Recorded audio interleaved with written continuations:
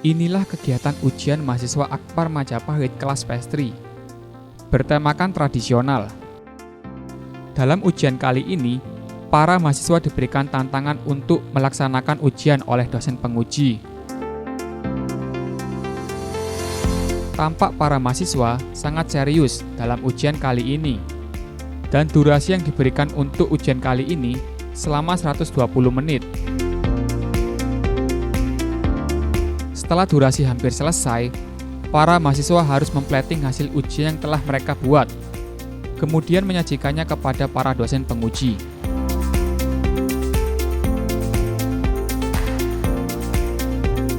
Makanan tradisional. Kamu bikin apa? Makanan tradisional Turki. Kenapa kau pilih itu? Soalnya itu yang pertama kali dibikin. Semoga bisa belajar makanan tradisional dari luar negeri juga, biar juga bisa melestarikan masakan tradisional, kue tradisional.